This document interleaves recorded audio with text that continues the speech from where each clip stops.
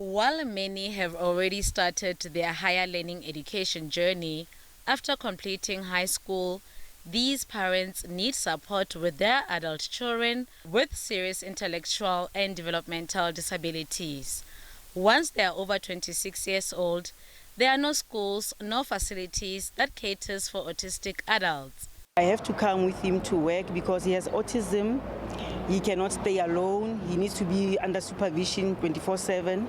So for me, it's a big issue to come with him to work because also my work, I cannot do my work right because I have to be supervising him, taking care of him also at work. So really it's a problem for me because even with the centers, they are a bit expensive. The ones that I went to for visit, they are a bit expensive, and the ones that are free are far from me.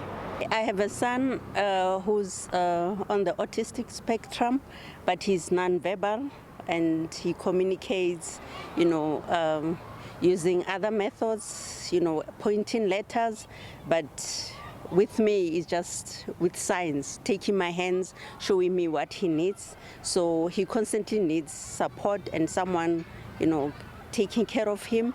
And he's been to the Unica school, but because of his age at the moment, he's currently at home. He's 24 years old.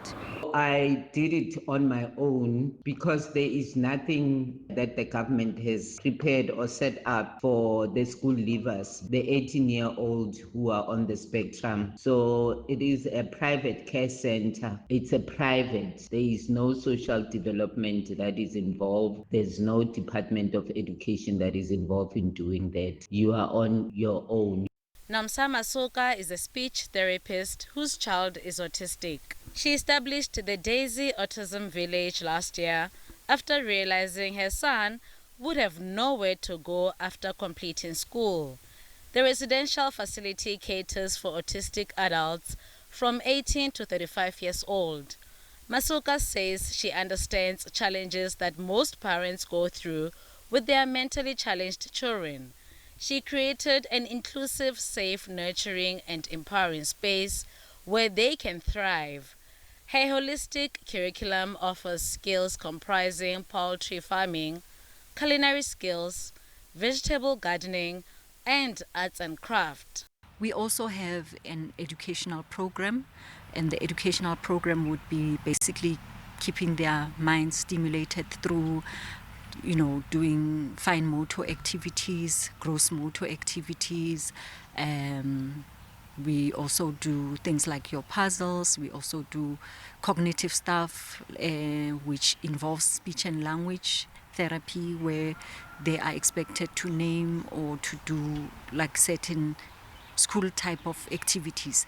They have to learn social skills. So we basically work on the whole development of an individual.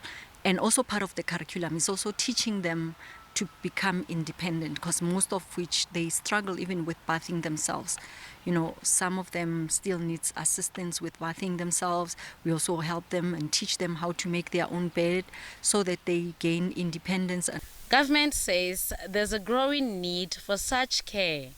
When learners with severe mental disabilities finish school, they often require ongoing support and care. In Gauteng, we are committed to providing the necessary assistance. However, we need to follow a careful and compassionate process. Our social workers play a vital role in assessing the individual's needs and compiling a comprehensive report. This report recommends the most suitable support services and the placement options. Before we can determine the best course of action, our social workers and the rehabilitation unit at Department of Health must conduct a thorough assessment. Then this assessment will help us to understand the individual's strengths, needs, and requirements. Whilst we recognize the growing need for such care and working through a waiting list because of the huge demand, our goal is to provide the best possible care and support for such learners.